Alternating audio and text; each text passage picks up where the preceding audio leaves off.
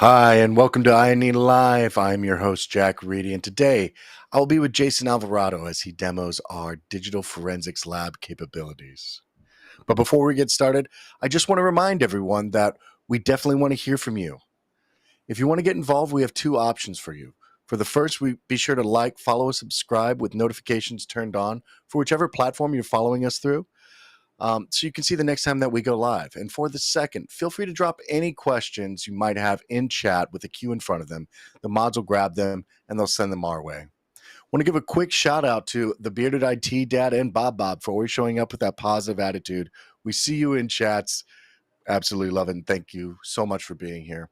Now, if this is your first time watching, welcome. We are live streaming across all social media platforms, including LinkedIn, Facebook, YouTube, Twitter, and Twitch. Now, let's go ahead and reach out and bring in our defensive operations instructor, Jason Alvarado, to help us to get started and kick off the demo. Hey everyone, I'm Jason. Like Jack said, I'm the defensive operations instructor here at INE, and I have been doing digital forensics and incident response investigations now for probably about 10 years. So I picked a couple of great labs for us to show, and I've got my screen up here ready to share. So if you want to have a look, what we're going to go through is this lab 15. I really love this lab because it ties in what users are doing out there. So we're going to look at their history, recent. We're going to look at some shell bags, some prefetch files, some thumbnail cache, some jump lists, and some libraries. And we'll talk about what all those are as we go through the lab. But again, this is lab 15. I'm going to drag this right back over here so we can see the desktop. The next thing we do when you fire up these labs is you're going to kind of end up in our, I'm going to call it like a Windows virtual desktop that we provide you. It's got a ton of tools on it. They're all open source and free tools, so they're really easy to use, and they're great resources for our reporting. So let's go ahead and let's dive right into this lab 15.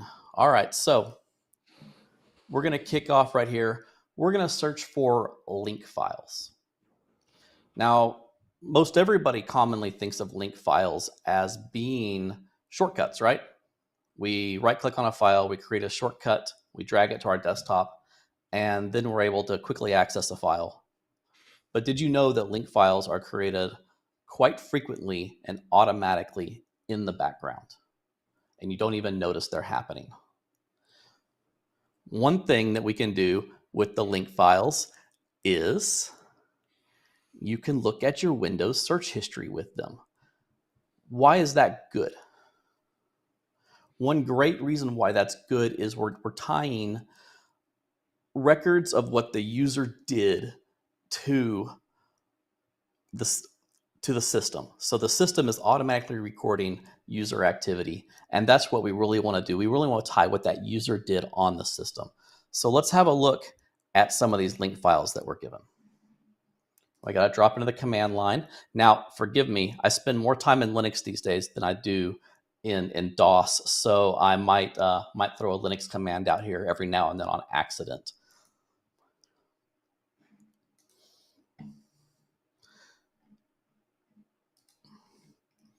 So the one thing we're going to do is we're going to look at a tool that they give us called LECMD. And the great thing that I love about our labs on these is it actually lets you explore. So let's just do an lecmd.exe-h and throw up the help file and see what this thing does for us.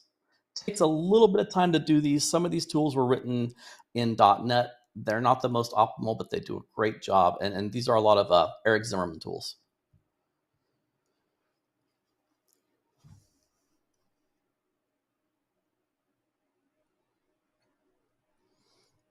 Got to give these tools about 45 seconds. Yeah, I do that too, Bearded IT Dad. I hate it when I get them mixed up. Most commonly, I'll do a CLS instead of a clear. Okay, so here is what LECMD will do for us. We can parse through directories. We can do all kinds of saves in different file formats, right? And we can do some custom date and time things. And again, what LECMD is going to do is it's going to show us the metadata within an LNK file. So our files on these are all located in, let me move this over a little bit. If you go to labs, so all of our tools on here, they're located right here in the C drive DFP tools. And then our labs are all right here. And a lot of times when I do these, I kind of keep these open so I can easily reference to them so you can navigate around. All right, so let's run this file and let's see what it does for us.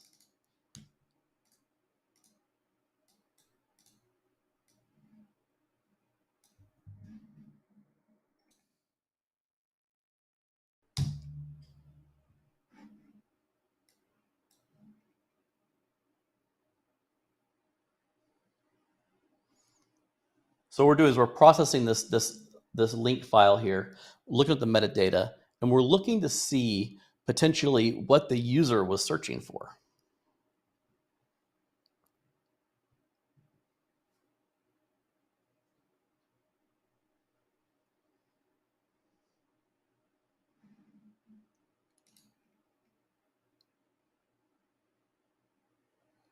Oh, we got some results. Look at that.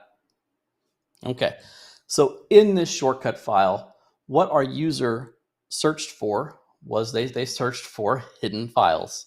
That's the search term they typed up.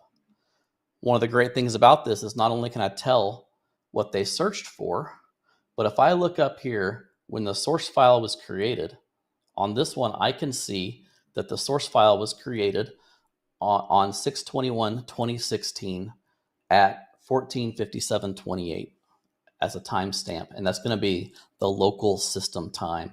So we have some really great documentary evidence and system record evidence, and we have exactly what the user typed in. These come in handy a lot of times, especially when you get into some old court cases, such as case like if you want to say Casey Anthony. They're able to pull the search data and they can tie it really back to the user, because not only does it record, what you typed, but it also records that personality in there, like misspelling things that you're searching for. And that is really awesome, because now that really ties it back to users, because computers don't always misspell words, but I do, and so do a lot of people. So that's one fun one.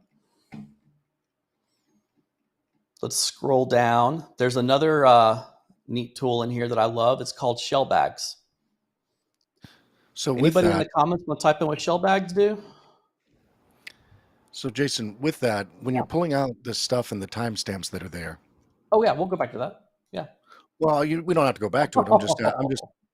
I'm just asking real quick as we're troubleshooting the brief here. When we talk about timestamps and reporting and things like that, especially in a court of law, it's good to see what is going on around those as well, right? It's not just that specific log type, but you could correlate that timestamp with other events that are happening on the system, right? Exactly. And so that's just one field. So, or one idea in a report that we're going to search for. There's several other things we're going to do. And what we want to do is we want to find these system artifacts that look consistent throughout our investigation. So we may find that that hidden file search term in 2 or 3 other places. And we want to find all of those places and correlate them together with those search times. And I'm sorry, something happened on my lab here, so I'm having to restart it. No worries. So with that, do you think that it's beneficial between when you're doing investigation on a single endpoint, do you think it's beneficial to find multiple records of the same event occurring? So for example, you're talking about search terms. Is it beneficial to, do you just find it one time and like, hey, this has very clearly been done? Or do you find all 3 instances, tie them together and, say, hey, here's all 3 of them? Where do you draw the line at? So I do think that you're right. There is a line. You can continuously jump down that rabbit hole on looking for the same thing over and over again. I think once you find it 2 or 3 different places, you find it in some of the most common places. You want to tie it back to that user activity, and once you've got that user activity and you documented it, you're good to go. And the lab is still building. I'm just watching it over here. No worries. And that's really what we're doing when we're talking about looking at different types of user activities. So when I look at, so say we just searched for the shortcut file, the LNK files, right? If we were looking for hidden files, it rolls us right into the next topic, like shell bags. They're going to find the files, and then something like a shell bag is going to show me their actual, like their file explorer history of them clicking along and through there. So that's good evidence, right? And then when we move from there, when they double click on a file, in a lot of cases, that's going to create that prefetch file. So that prefetch file is going to show me what something that we love, especially in the IR world, is that evidence of execution, right? It's going to show us that somebody actually double clicked on a file or ran a file from the command prompt. And that's you can really use all these different tools to kind of trace that path and pick up all those breadcrumbs. Yeah. With the user interaction as well as the specific process, correct? The one at the top. Yeah. It's been a minute since I've been hands-on, but it is. And whereas these aren't necessarily like a paid-for tool, so it's a little more, you use this utility for this purpose and the next utility for that purpose. These tools that we show you and give you, you can use these in a professional investigation. So you don't just have to get stuck on the, oh, I only use this software package for forensics. These Zimmerman tools they're truly excellent tools. And yep, all right, I am ready to show you guys some jump lists. Okay, excellent. Well, as you're starting up with that, do you lose access to that activity after a reboot from Bob? Oh, so that's the great Windows question right there for forensics. Do we lose something if we reboot? The answer is it depends. We don't really lose some of the stuff we're talking about, but we are going to lose some log activity. Some log activity is going to get rolled. Some of these things, like prefetch files, they have, you can only have a certain amount sometimes in there, and so we might lose those. It's not really something that I worry about too much, especially when we're dealing with system images, or if we're going to do like live imaging, we're going to sit down right on there and we're going to snap what it looks like and preserve it. So hopefully we won't have a reboot bother us too much.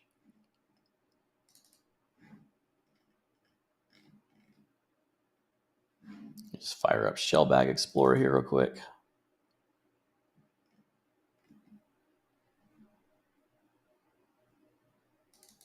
Also, I'm going to go ahead and say it's one of our users, Sigfrido. Where are these labs located? They're located in our digital forensics professional learning path on the platform. So if you guys are unaware, you can spin this up and follow along if you wanted to as well.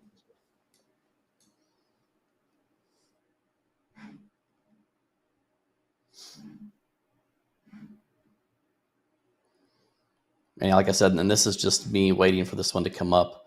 It takes a little bit of time sometimes. I mean, at least it's real world demonstrations. I mean, this is what happens in the job too. Yeah, and it's again, these tools are great tools. They're built by forensicators. They're not built by software developers. So sometimes they're not the most elegant, but they get the job done.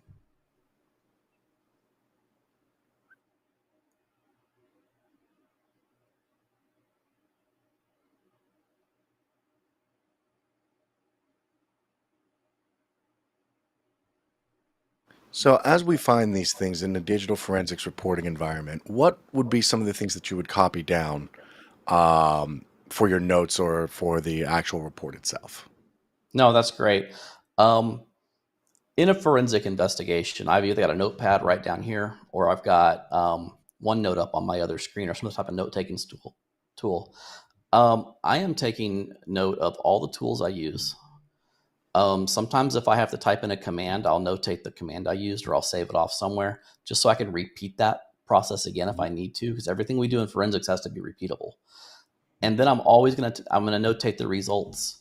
And they're kind of contemporaneous notes. So if I'm using some type of note-taking thing, I'm going to snip a screenshot and drag it over and put it in my notes, or I'm going to write down what I did and what the result was. That can be a little cumbersome these days. So we do rely more on digital notes than handwritten notes, because you try writing out a 30-character hash and not messing it up. I don't want to do that anymore.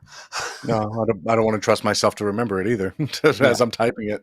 But quite frankly, the idea is, Jack, is so that I do an investigation and you can read my notes and you can recreate every single thing that I did. Exactly. With that, I mean, we even get to the point of at times copying down the version number of the software that we're utilizing for the investigation as well. So, right. So we got Shellbags Explorer open now. So we have a couple options here. We can load the active registry, or we can load an offline Hive. Since we're working in forensics, we've already preserved this. So let's fire up this offline Hive.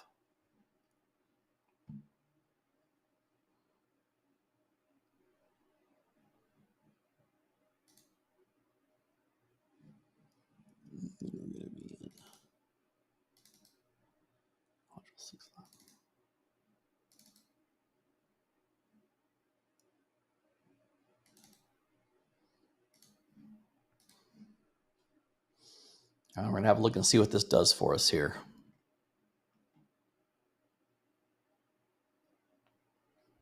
So first thing is that we get a just some little statistics on what we found. So we found 63 shell bags. We can see user property views. We can see some user browsing activity. We see some drive letters, and then we see some file contents that were manipulated and utilized. And we see network locations. Shell bags have really started solving cases for us. So we can pop in here.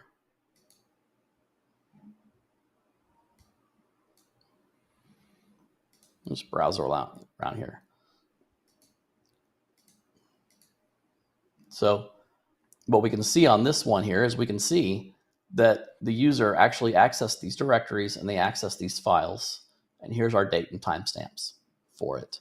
We can see that they accessed an E drive. Okay. Now just remember, with shell bags, this isn't exactly like we're looking at files moving around. This is a record of what Windows Explorer has viewed.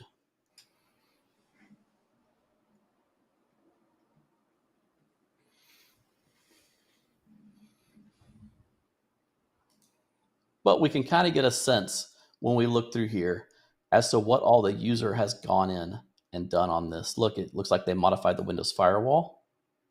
And then we get some date and timestamps here on their interactions.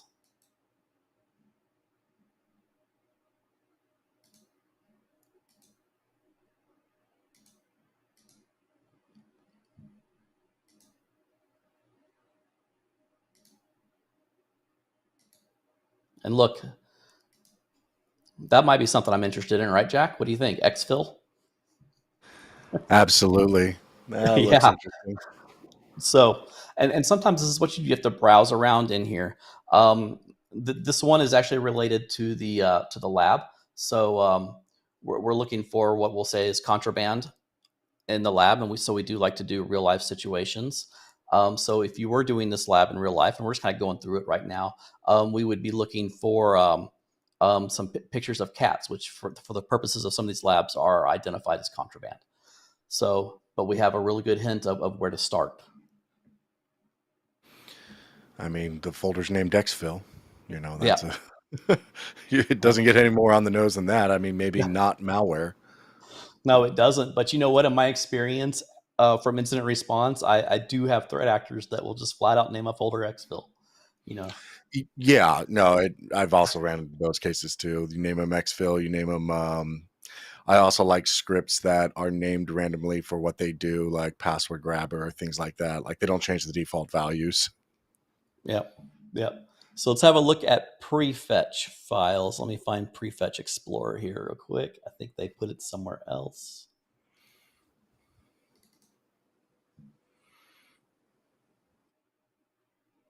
There it is. Does anybody in the comments know what Prefetch Files do?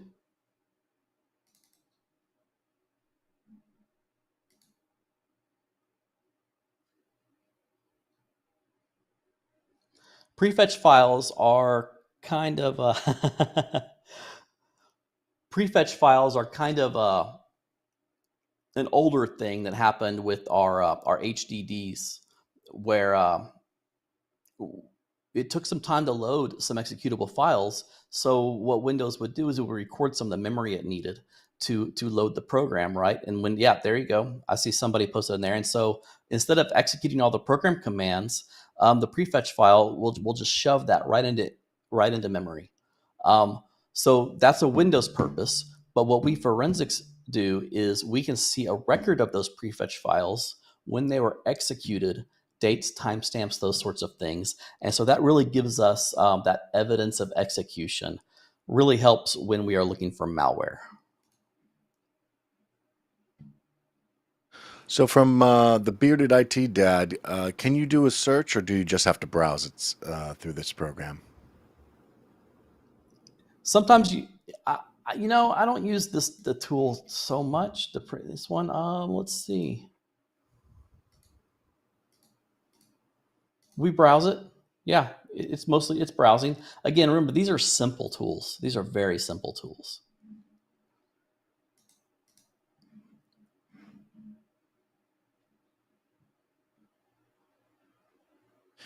So as we're waiting for the program to load, I will say there was a question on Uman Mill. Will there be an update on the digital forensics course? Actually, it's funny you mentioned that. With Jason on air right now, it's because that's actually what he's working on. Hence why he's so in tune with our labs and our environment. Yes, there will be an update coming.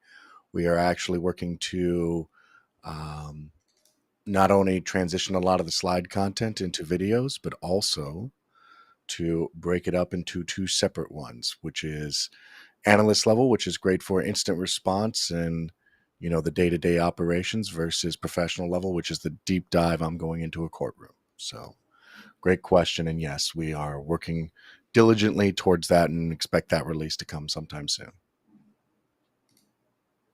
This tool's not working quite how I want it to. Yeah. This is the field, guys. Welcome, welcome to the live show, the demo. This is sometimes just how it goes. it is, and yeah, this is kind of crazy. But for par, I mean, this is sometimes when you're doing digital forensics or instant response, the tools just don't want to play nice with the operating system for a second. You got to pat it and tell it sweet nothings, and then all of a sudden it starts working. And then sometimes the operator can't do it the right way. There we go. Chateau, what? All our tools work perfectly 100% of the time. Yes, that's why we have such a budding industry of tools and vendors in the cybersecurity marketplace, because everything works all the time.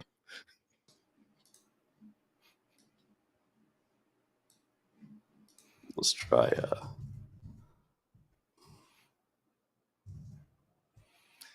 Jason, it's a good conversation point, actually.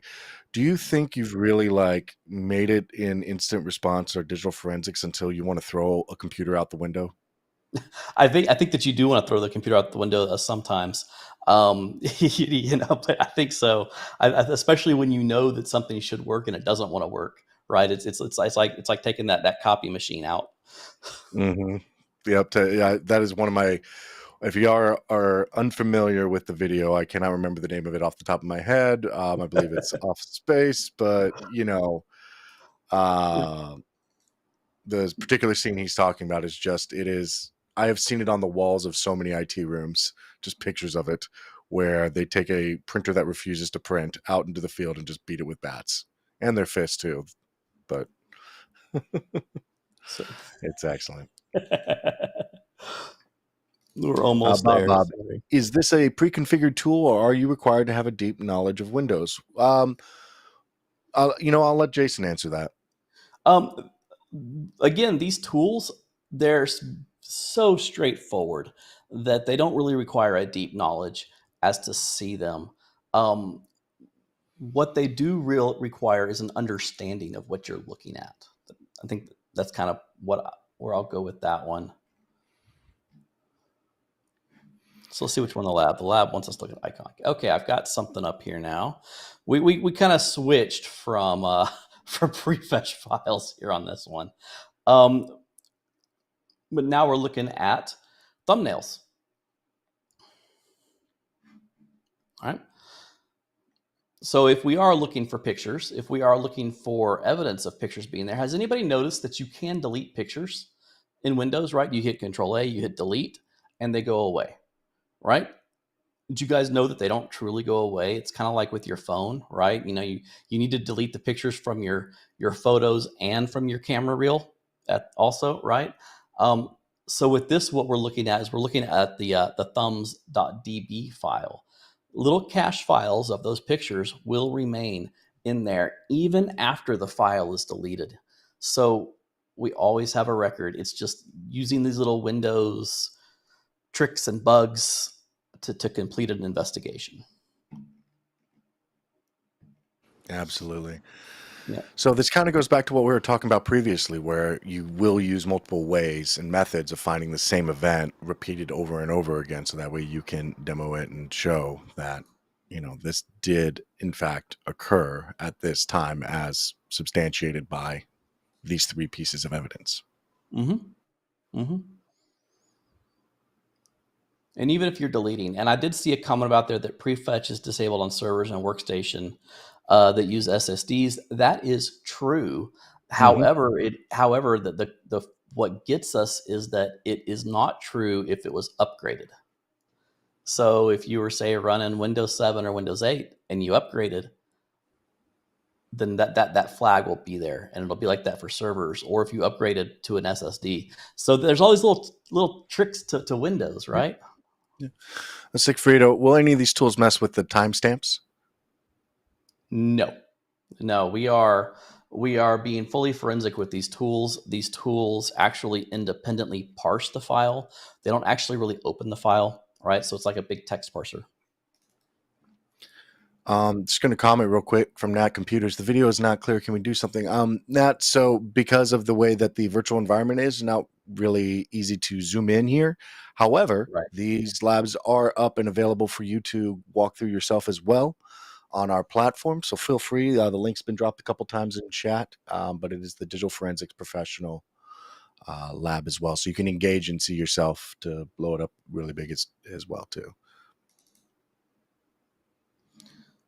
So now we're looking at some jump lists.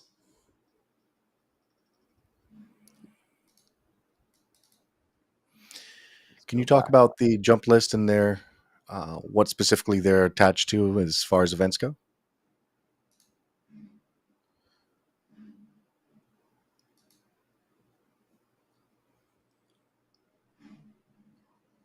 Sorry, what? I lost that. Sorry, I said, can you talk a little bit about jump lists, please? Yeah. So jump lists are going to be our most recently used files. So it's going to be a list of just where we've been and where the user's gone. So if you kind of click on and you see the see if we can do it. This is Windows 8, isn't it? We don't have Word on here or anything like that. But if you have those little, when you see the most recently accessed files tied into Internet Explorer or Chrome, or really commonly Word, Excel, those are a lot of my targets for jump lists. This is what this is a record of here. So again, that's just correlating. Okay, the user, we used our shell bags. We saw the user browse through Windows Explorer.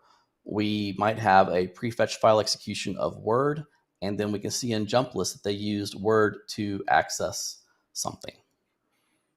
And then we can see that file being open and accessed on here. I'm looking through here for the one that I wanted to see. Excellent. Comment real quick, Chateau from D Chateau. A lot of Mark Rusnovik's Windows internals books are a good source if you want to get a better understanding of Windows under the hood. Could help provide more context for what some of these tools are accessing within Windows.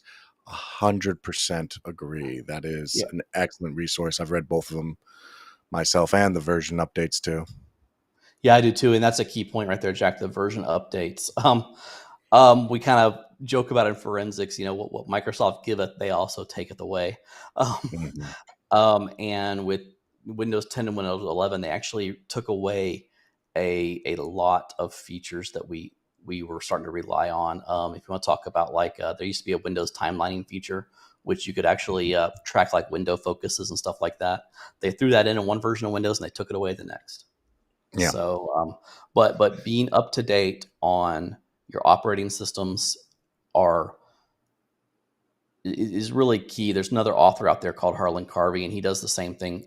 He basically updates his books every time Microsoft releases a new version of Windows, and it seems like the books are repetitive, but there's always that little bitty thing that they've done in there to change things up. Yeah. I will say that it's like reading a car manual, extremely technical and it can be difficult to get through, but really good information to understand and know. For some reason, it wanted to didn't want to load all of these. There we go. Excellent. There we go. So here we go. We can see a jump list. App used was Windows Chrome. Unknown app IDs on these. But we can see, there we go, via jump list and in-map scan. So that can be good notes. So that would be that somebody used this system to run in-map, which again is that can be a key point to find out in an investigation. Mm-hmm. Should generally be setting off a lot of really big red flags if you have in-map running from a system that you weren't expecting. It should be, but as we know that's just within our IT stacks. Some companies aren't looking for that stuff. Some Yeah, companies and then start looking for that stuff after a breach. I always ran into the issue of trying to convince business leaders that what their local IT staff is doing is bad. Like, I just saw you using Hiren's boot disk, which if you guys don't know, that can be used for password cracking as well locally. And I once had to explain to a business leader, hey, this guy is bypassing our security standard and we're not putting that computer back on until you clean it up. And yeah, it's fun. So I'm going to jump over to a different lab right now. We're going to do some Wiresharking real quick. So I'm firing that lab up. Excellent. So we're going to be analyzing some certificates in traffic. There you go. Yep. Excellent, excellent. Windows taking away my RSAT tools from the bearded IT dad. Very nice. Shout out to the higher ends, man. Haven't heard that name in a long time. Yeah. This was actually not that long ago, surprisingly, of all things. But yeah, higher ends is one. Another one was Nmap. I would find Nmap on random administrators' computers, and it was we're debugging the network. Okay, well then use Wireshark, man. Don't use Nmap. Do you know how many flags I get whenever you install and use Nmap? Yep. I go away. I used to use tools like InMap.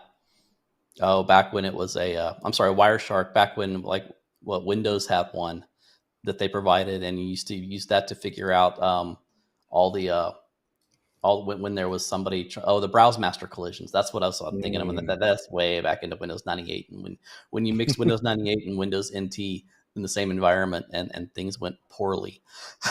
Back when you could have broadcasting storms, and that was a thing. Yeah.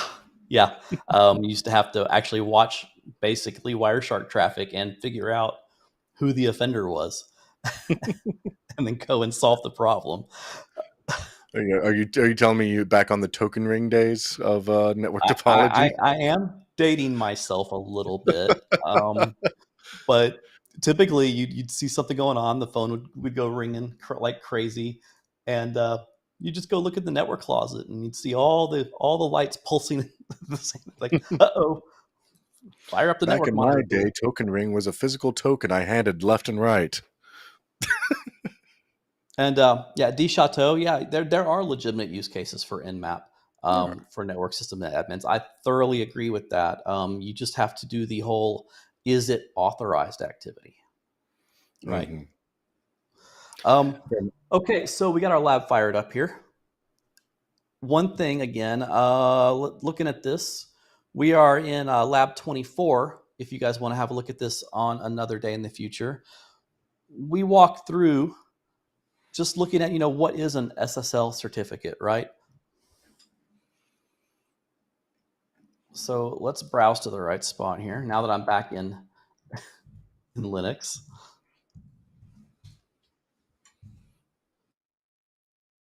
I think we're in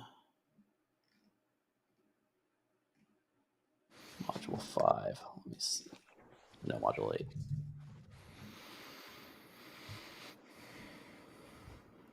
Oh, module 7.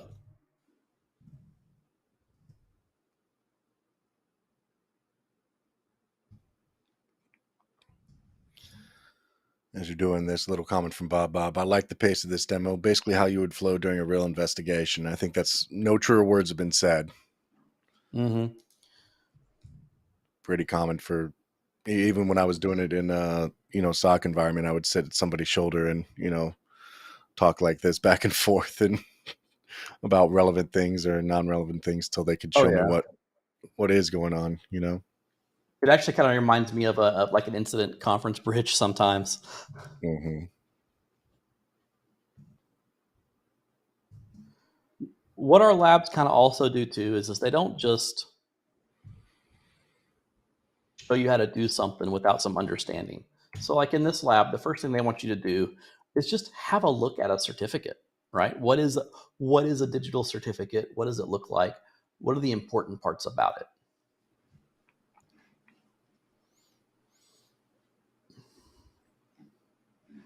In this one, we looked through it. We got some contact information.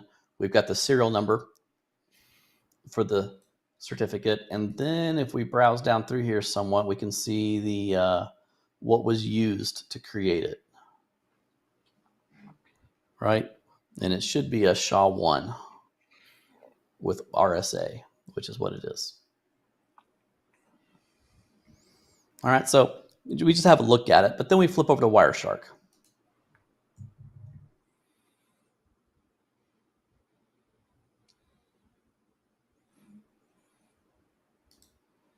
And let's load up this PCAP.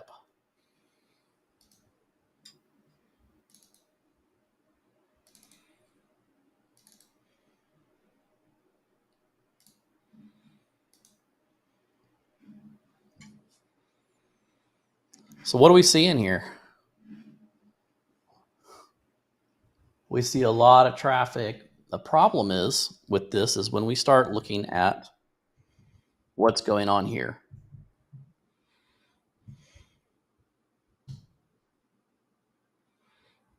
Equal out.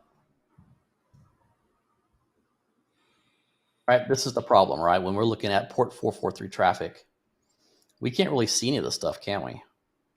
It's SSL. It's designed for us not to see it.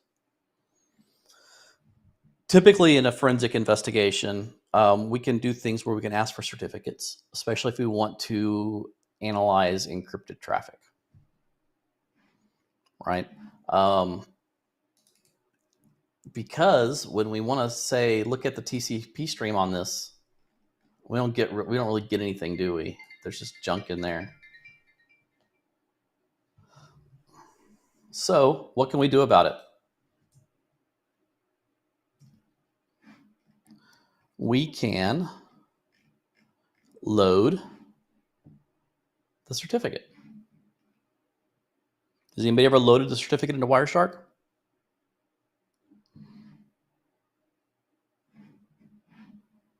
File.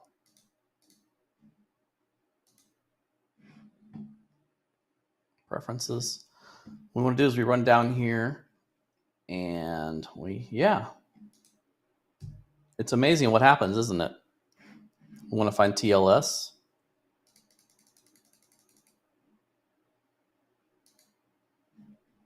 We edit the RSA keys.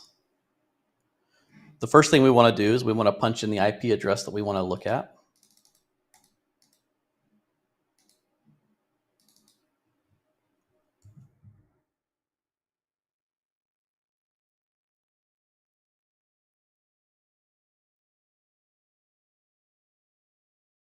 For 443. We want to see what types of HTTP traffic in here. And then we have to pick our file. We're going to use this key down here, testkey2.pem, and it should work.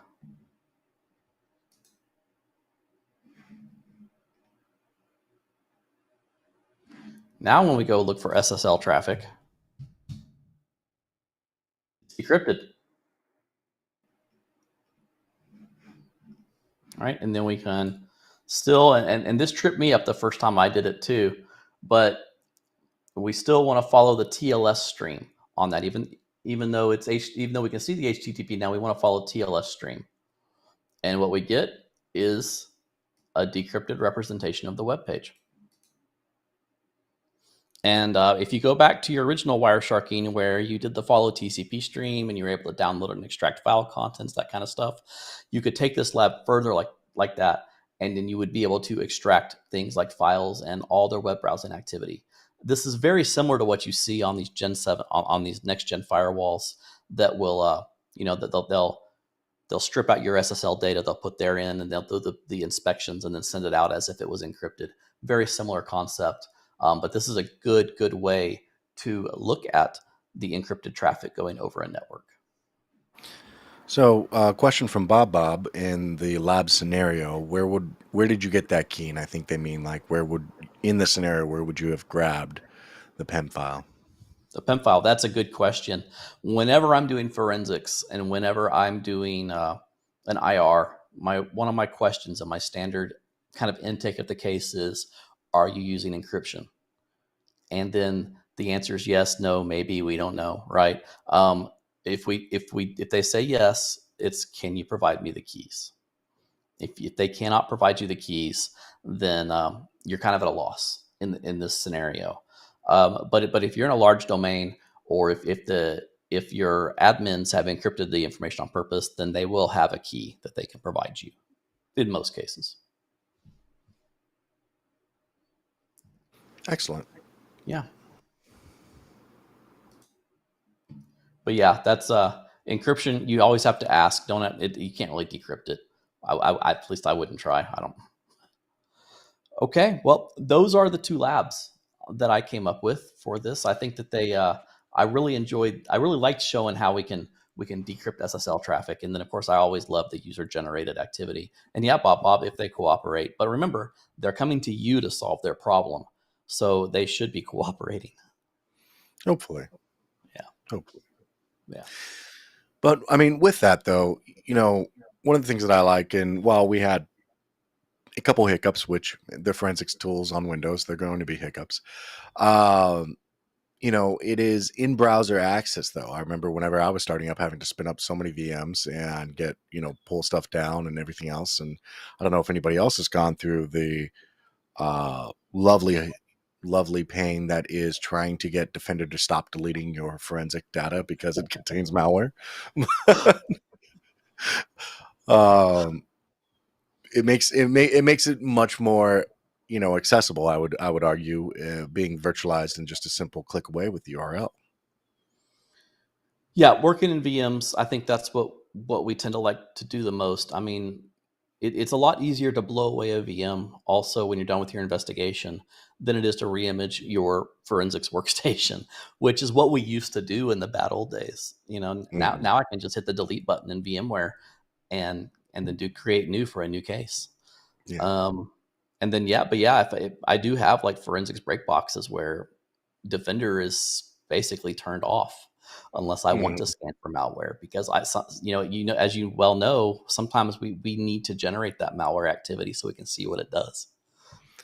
The Defender is a pain for me because I will even get reports from people trying to pass a certification exam, but because it has strings in it that are malware adjacent, Defender will delete the PDF. It's fun. It's fun. Yeah, it's but at least I think I was doing a ransomware investigation once, and I loaded up a customer hard drive, just like Bob says. I set a hard drive, and within seconds of loading up the hard drive, even from an image, we had to do a live mount, and within seconds it was like I deleted the maze. It's like, well, I guess we know what was on here. That's good. I think one of my favorite ones is when I was doing IR on a SOC desk. I got a ticket in because somebody flagged for like 2,200 AV alerts within a couple seconds. And what happened is the individual came back from a deployment, plugged into our regular network with a hard drive that he had on deployment, and it was extremely dirty and filled with viruses. Um, and what I loved about it though was it was my old boss. And I and happened since I had left him, I had moved into the SOC analyst role and position and stuff. And so I'm having to write a ticket up on my old boss who had just deployed and gotten back and everything else like that. So it was great whenever it's like, hey, yeah, you know that hard drive you plugged in, just take it outside and shoot it, man. It's not going back on it's not going back on the network.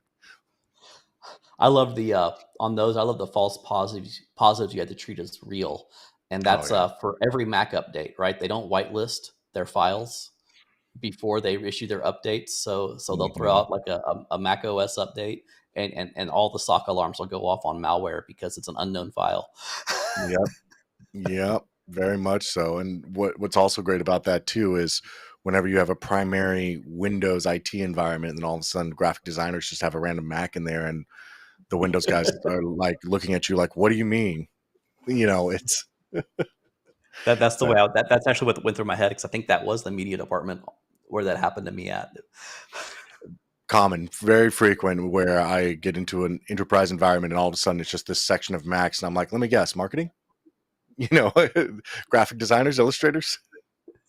Yeah, but I don't know why they don't. It's the only operating system that I see do that in the SOC, but it sets off file integrity management, it sets off AV, it sets off everything. Absolutely. Yeah, Well, Jason, I got to say, this has been wonderful. Thank you so much for the time. Thank you so much for the demo.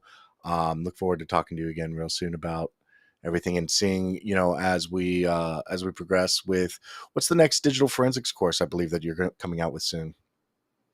well, we're working on revamping the digital forensics courses. So I think what you're going to see is you're going to see that digital forensics professional, but updated and with videos. Mhm. Yeah, and I think the next one you've got coming out, what is it? File and disk File analysis. and disk. Yep, file and disk. Yep, that's the next course coming from you. Excellent. So looking forward to that dropping as well for the community and everything. So I'm going to go ahead and say goodbye to you for now and wrap this up. All right, Appreciate you. thanks a lot.